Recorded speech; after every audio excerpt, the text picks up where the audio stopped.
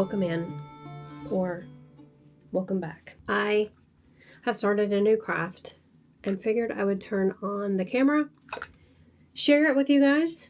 Is this too little? And also, I get very easily distracted. I'm very sorry. But I figured I'd turn on the camera, share this new craft with you guys, and chat with you while I work on it. So, it's been a while. It's been a while since I have given you guys an update. I'm just gonna chit-chat, let it flow, let it fly. So, my new craft is spun cotton. This is the little mousie I made. I started filming this little mousie. I didn't really say anything in the video. I figured I would do voiceovers, but I like to talk to you guys too. I think for my first one, he turned out fabulous. I did make him a companion. This is the companion. I haven't painted the companion yet. This is one of the things that I think I'm going to focus on in my new craft business. Now, I'm pretty sure that I have mentioned a few times in other videos that we're going to be starting a new business. We're going to be putting that business underneath the LLC of Vintage Bloom Picnics, which is still happening. I know it's the longest start of a business ever. It just seems how our lives go.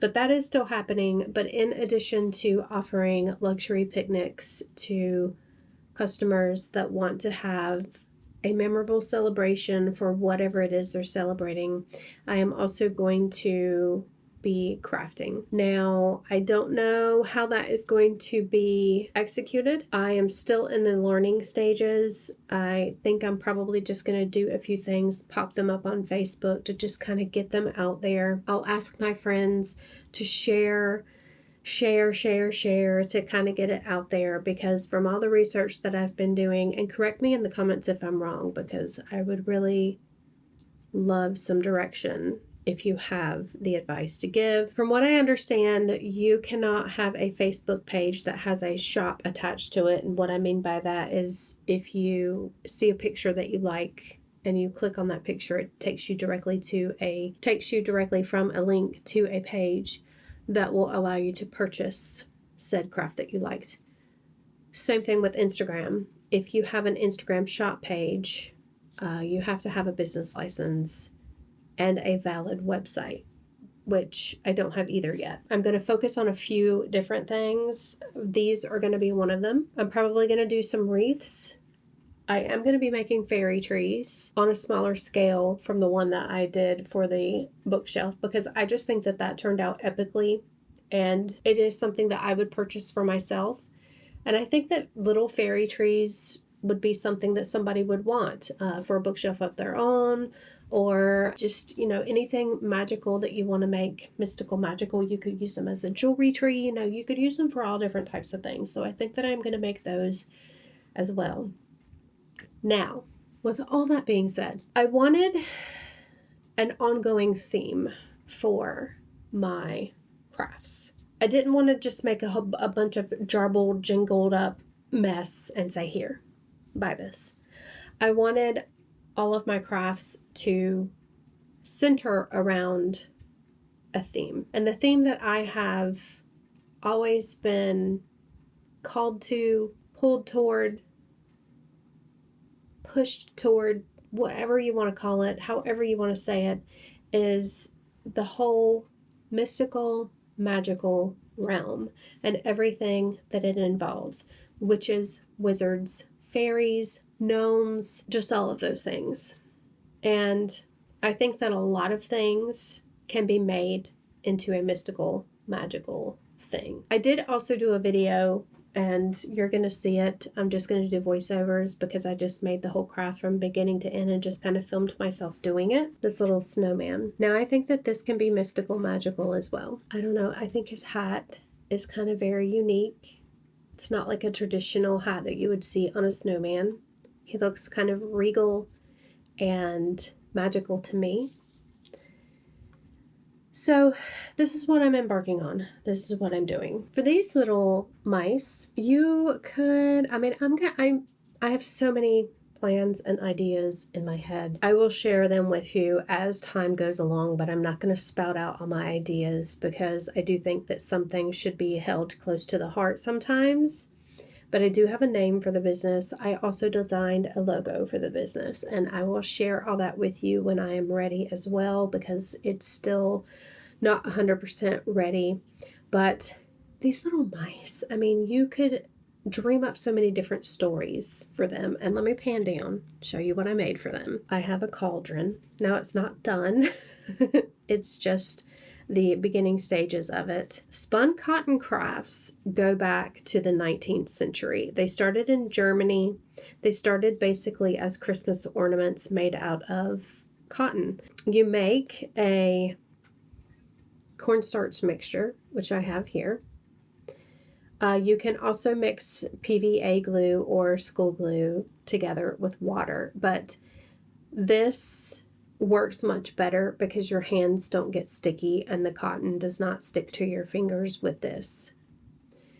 And that's what I have been using thus far. You can also make, because you do make an armature to start the basic build of your animal or person, whatever it is you're making, and you basically spin the cotton around them. You can also take sewing thread and put your cotton on and go around with the sewing thread. You can also do it that way, which I may try some of that in the future too, because it seems like you get more of a defined shape with those. And now these I made with just what I had on hand. I did not even make these with the specific items that I purchased from Amazon that haven't come yet. So I think they turned out really good. I think they turned out really good because normally you would make, like the tail would be made with brown, I don't know what it's called. It's the floral wire that has the paper on it, and you get that in brown. You wouldn't even need to paint the tail. But I didn't have that yet because I'm waiting for the order to come. So I just took floral wire that's just, silver, and I wrapped masking tape around it so that the cotton would stick to it. So these are like the very primitive beginning stages. I just kind of wanted to practice to see if this is something that I could even do or something that I would even like, because to me, I have to like what I'm making. I have to say, I would want that in my possession. I would want to own that. I would want to have that. I wouldn't be able to make something that I didn't think that people wanted. And to make these magical, I made a little wand. I don't even know if you'll be able to see that. Can you see that? I think you can. I made a little wand for this mouse. So I'm gonna hot glue his little wand to him. I have a cauldron, like I said. I made 2 pieces of wood. Here, let me pan down. 2 pieces of wood, and I made all these rocks to go around this fire, this bonfire. The idea, I wanted the cauldron to kind of sit on top. I don't know of a way to do that unless I constructed like wood and had it hanging. I could probably do that in the future, but for me, just starting out, I'm just kind of playing around with it. I do want to add some little legs on the bottom of this, so I'm going to build it up with more cotton. And I do want to add some handles on the side, maybe even a handle across the top. I ordered some actual spun cotton. What I've been working with thus far is just these cotton balls that I got in this glass container that I bought years ago at TJ Maxx. I'm really excited about this, and I'm discovering that you can pretty much make all different types of things out of spun cotton. I also have needle felting supplies that I've had for years. I took up needle felting when we lived in Southport, and I kind of got out of doing it because, we decided to sell our house and move here. And you guys know, if you've been following us for a while, our lives kind of got taken over by a house remodel when we moved to Florida. So I can do all kinds of things. So it's kind of exciting to know that I can actually do this, that I have an ability to do this, because I think that this little mouse turned out so incredibly cute. I love his little beady eyeballs. I painted him with watercolors, and I don't really have a lot of watercolors. I've had these watercolors for years, and they're just basic colors. I do have a watercolor kit coming from Amazon. I don't think it's going to be here until after Christmas, so I'm just, like I said, working with what I have. I'm very excited to be starting this, and I'm just diving headfirst into this. Before I even have all of the details worked out, I'm just diving right on in there. And like I said, I'm really excited about this because you could make up so many different stories to the characters that you make with these, and you can make clothes for them. I thought about making a witch's hat. I don't know how I would attach it to their head, but I may figure that out. I don't have a whole lot of cotton left. I think my cotton that I ordered from Amazon is going to be here today, but it's not a lot of cotton. It's only like 3 pounds, which is not very much. I think the bag is like this big. It's just enough to get me started on a few things. So I did say in a few videos back that our content would probably be changing. We're still going to do some of the stuff that we've always done, but with Vintage Bloom Picnics going to be taking over my life pretty soon here, and this definitely going to be taking over my life because I have been working on this kind of stuff day and night. I hope that you are excited to come along with me. So what I'm going to do now is get my supplies together, and I'm going to start painting these guys, my pieces of wood and my rocks. I'm going to paint those. Another thing that I really love about these is they're perfectly imperfect. None of them are symmetrically perfect, and that's one of the things that I love about them. I'm going to attempt to make some little feet for my cauldron. I'm always so scared when I cut these because they like fly all over the place. Now I know these are silver. They will be painted. I'm going to glue this wand in my little mouse's hand. Oh my god. Mousiferous. Mousiferous is his name. Mousiferous. Mousiferous. Oh my god, look at the cauldron. Little man right here. I wanted to... Actually, this is the lady.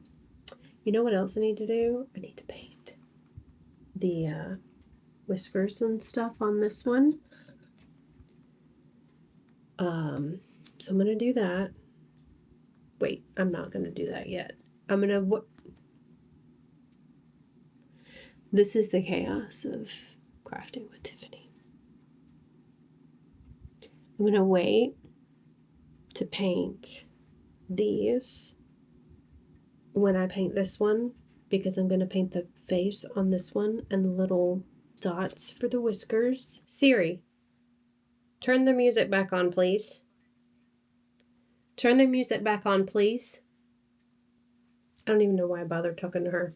I don't think I'm gonna mess with this much more. I think it's pretty perfect like it is. So I'm gonna set that there on the plate while I try to bulk up my little mousy poo right here. Okay, since my Amazon box just came, and this is one of what I think is going to be 2 more boxes, I figured I would open it with you guys. And when I said earlier that I'm so excited because there are so many ideas, I'm keeping absolutely everything.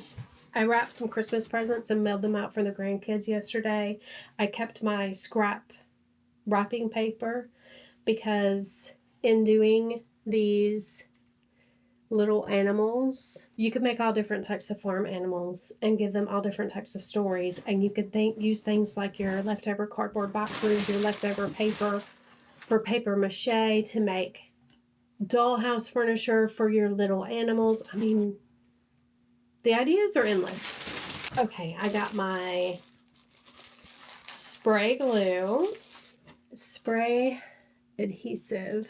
Now this I'm really excited about, because I don't know if I didn't mention this earlier.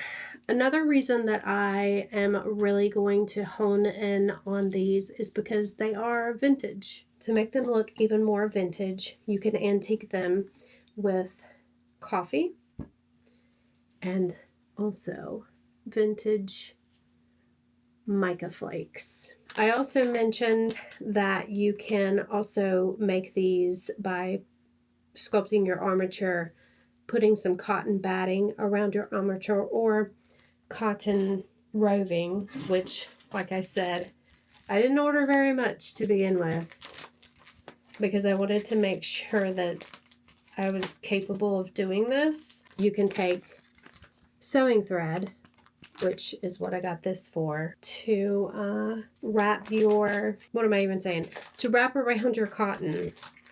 What else do we have in here?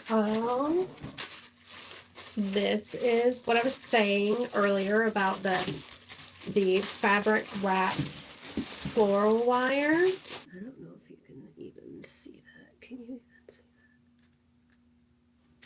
that? This will look more like mouse tails. These are lights for the fairy trees. I needed lights that are very small in strand size. Okay, so I realized that I forgot to cut the camera back on. I just became engrossed in all of this and didn't show you the finished product, mainly because I didn't finish anything, but here's where I'm ending today. This is the little mouse that I was working on today. I was going to paint him, but I decided not to. I did try to add eyes, the ones that I got today, those little ones with they look like earrings. But I was having some problems making some holes to put those in, so I'm going to let this one dry. I mean, as you can tell, his face looks a little smooshed. I did finish the cauldron. I added some green goo in there. I'm going to add some of the mica flakes tomorrow. I finished the logs and all of the rocks to go around the fire. And I'm going to cut out some pieces of felt to probably glue to these to have actual fire. Now I also started I don't know if this is going to be, probably a chicken. So I'm going to add a beak tomorrow, but I'm going to let this dry for the night. I tried to get the chicken to stand up. I'm already calling it a chicken, so I guess it's a chicken. I tried to get the chicken to stand up, but it won't stand up. So I might just glue him on a platform of some kind. I'm really enjoying this. I am very excited about it, and I'm going to take you on the journey with me. You guys are going to come along for the whole thing because, as you know, we film our lives for you. All the good, all the bad, and all the ugly, and all the fun too. And to me, this is fun. So I hope you're ready for the ride, because I am. All those YouTubey things. I'll see you in the next one. Bye.